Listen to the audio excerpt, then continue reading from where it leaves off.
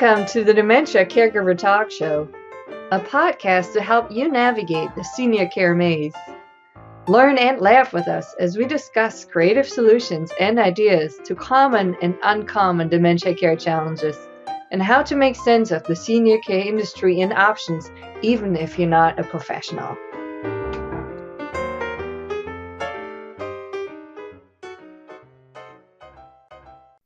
Hello and welcome to the Dementia Care Partner Talk Show.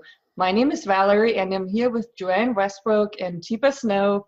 And I have a question for you. Do you have a companion with you?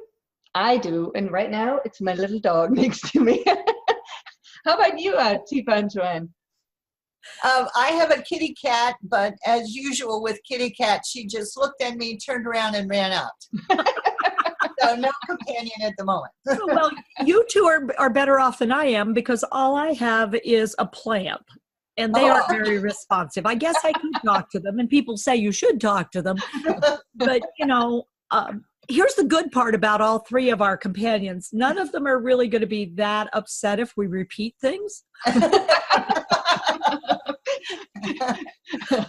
Which brings us to our topic for today. Yes, it is. That would be very nice. Because, yes, the topic today is how to respond when someone asks the same questions over and over again. Here's message number one. Don't give the same answer over and over again. And I mean, I'm kidding, but I'm not actually kidding. Because one of the funny things is how we'll notice somebody asking the same question, but we don't notice that we're saying the same exact thing back. And it's like, well, what did I just tell you? And it's like, well, if I remembered that, I probably wouldn't be asking you again. Or if I am, there's probably another reason I'm asking for it. So it's interesting, it's either I didn't get it, or there's something else going on in my brain that's making me want to ask again. So, the idea of, if I keep asking and you keep saying, and I keep asking and you keep saying, one of us better do a quick shift here, or we're going to run out of life. So true. Yeah. So, let me ask you, Joanne, when you ask someone a question and they say something, but your brain doesn't pick up everything they say, what's the autonomic sort of reflexive thing to do if you heard something, but you didn't hear what you were looking for? Well, I would ask them to repeat it, but that would be I'm sorry, I didn't understand what you said. Could you repeat that? So you have enough social grace and enough ability to take what they gave you and to come up with a social responsive kind of answer. Right. So you were not only doing the thing that, you were going, I didn't quite get that, but you covered it. You put a little cover on it. You said, oh, I'm so sorry. Excuse me. I didn't quite get what you said. Would you mind? Which is very socially adept. And it's something you learn after you first go, huh? Or what? Or I don't know what you're talking about. Huh? Right. So huh or what is a very common one because it requires a lot less thinking in response. As soon as I hear what you say and I don't get what you say, I go, huh? Or what? But equally, what some people do as they're starting to develop dementia is a little bit different. So I'll say, I'll ask you a question, okay? And then you'll answer me, and then you'll see what I do, because I want to sort of show you what can happen. So I say, well, what time are we going to get together next week for the thing that we go to? Wednesday at 3. Okay, Wednesday at 3? Yes. All right, good, okay. So are we getting together next week? Yes. When are we getting together to go to the thing? Right, the thing. We said 3 o'clock for Wednesday. 4 o'clock or 3 o'clock? Oh, I said 3 o'clock. Now, that didn't take very long for you to get exasperated. Joanne. That was quick. So now I want to pause for a second. Did I actually ask exactly the same question every time? No. So what that indicates is you see it as the same question. I'm actually trying to get the data to stick somewhere, and I'm having a really difficult time taking in data. And what we might have missed is I was also having a hard time latching my brain around the words that I needed to send. Mm-hmm. So when I was having trouble with coming up with the words to send, I probably wasn't listening that well. Right. And my repetition back was when I said, 3:00 on Wednesday. That I said it, but I didn't cement it in my brain. I was just copying what you said because I'm trying to get it. Right. But then when I said it, my brain said, well, what's happening on Wednesday? Right. Because I didn't have that. I called it the thing. And what happened is we miscommunicated from the very beginning. Yep. So one of the strategies that shifts this is when somebody says something, to halt that sort of down the road different directions, and to make sure that we're getting in there and that the person is pausing and actually speaking and then listening, speaking and then listening, is that when you speak, then the person who's on the other end repeats sort of what you said, so that, but with a question mark, so that we know that we're on the same page. Right. So if I were to say to you, so what time are we getting together for that thing next week? So you're wondering what time we're getting together for that thing next week? Yeah. Oh, yeah. What is that thing? I think we... So I paused. I'm going to pause here because... Pause. Yeah. Yeah, because was it really about the time for me? No. Yeah, I couldn't think of the thing. So no matter how many times you tell me the time, I'm more worried about the thing, but because it's distracting, the time and the details are distracting. And that's something I can ask about that a lot of people have a hard time holding on to. So it's not as embarrassing to ask about when exactly are we doing something, as opposed to what is this something we're doing? And I know we've done it forever and I can't think of what it is. So it's just an example of why it's so important for us to change how we go about helping when somebody's struggling to get data in their brain and they're trying, and they can say something. Just because I say it doesn't mean I have it cemented where it belongs. So we're going to be digging into this in a webinar because it's so challenging to know how to do this and to do it well. And guess who has to rehearse a lot to get better at doing this? We do. Mm-hmm.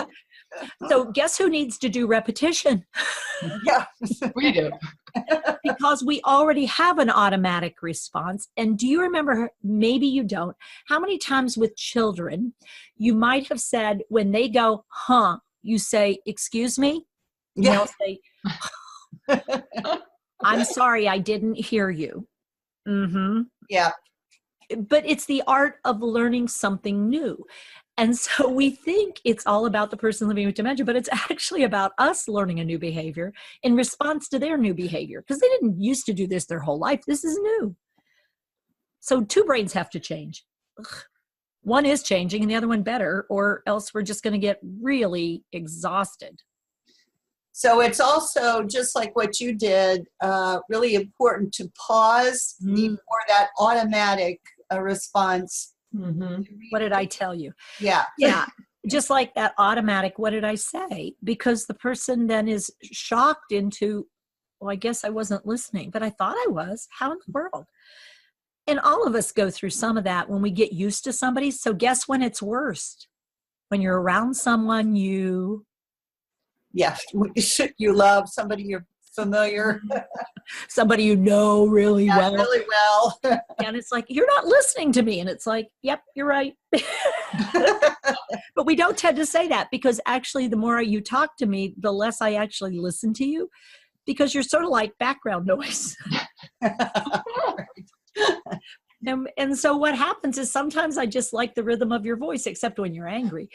But sometimes I'm bored, and so I ask questions because I'm bored. So it's not everything fits in one bucket. And that's one of the reasons we're doing a webinar, is because this is actually a fairly complex topic. Wow. People think it's simple. It isn't. It's like, well, but if I'm bored, I'll ask something just because I don't want to have silence. Right. And Or then if I really like talking to you, it's the only way I know to get you to talk, because I can't come up with exciting things. I just have to use what I know. It really is a learned skill of it is. repetition. And once you get it, it's like all the skills that you teach, if you practice it, you will definitely, it will become automatic. Yeah, and then you don't have to think. And as soon as you Right. don't have to think, that's a safe place. Yes. Because now I can devote thinking to something else. Like, I wonder what's really important about this date that she keeps bringing it up. Is she scared to go? Is she nervous about the people? Is she excited and she can't hold on to it? And that makes her really... So now all of a sudden I'm in a different place. I'm in a place of curiosity, not frustration. Right. That's a better place to be anyway. Right. So you're talking about that on March 27th, I think, at 4:30 in the webinar. So what is it I'm talking about on March 27th? Repetition. So it's the thing you can practice a lot. It's Right. just, it can be sort of annoying if you go too far with it, but sometimes it is sort of funny to listen to as a third party. Right. It's often, it's learning to not react. Yeah. Just, like respond in a better. Wow. So you're wanting to know what we're doing that day. Yeah. So yeah, it's a little ways off. You know what? Before we do that, we're going to be doing some other stuff. Now notice in that one, I switched gears because I got tired of doing the same thing and I couldn't figure out a way to help there. So let me try something else. And so that's why I said, this is a really complex issue. Mm-hmm. And whatever she said, that's when we're going to be talking about it. Right. Yeah. So, like, for those of you listening to this, if this is something you're experiencing, I would strongly encourage you to attend this webinar, March 27th. I'm going to put the link in the show notes. And if you a visual cue, that's good. That's right. And if, let's say, you register and you can't make it, that's okay. You'll get a recording of it. And if you listen to this later, let's say after March 27th, we'll have a recording for it available as well. So no worries. So if you need a repetition, there's ways to get it. Mm-hmm. Well, one thing I would also say too, Teepa and Valerie, is that of all the things that frustrate people more is this repetition of the same question. Mm-hmm. So learning this skill is critical, and it will change your life, the way you interact with that person. In such a way you lose the anger that starts building up, because you begin to see there's a way out of that without the frustration. And it's wonderful once you learn it.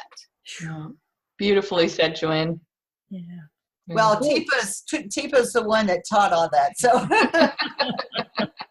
Yeah, she's the one that's you know how it is. You sort of finally figure out what makes a difference, and you try to help other people make a difference. Mm-hmm. right.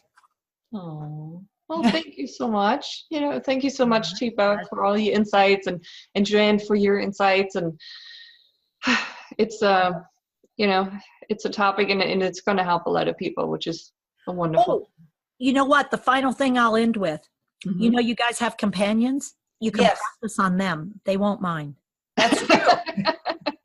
I know my cat won't, for sure. They'll just turn around and walk away. Oh, Well, that's not great. Try a dog. They're so much more friendly. They'll hang out for anything, no matter how many times. Bring me the ball. Bring me the ball. Bring me the ball. Bring me the ball. Oh. Well, thank you so much.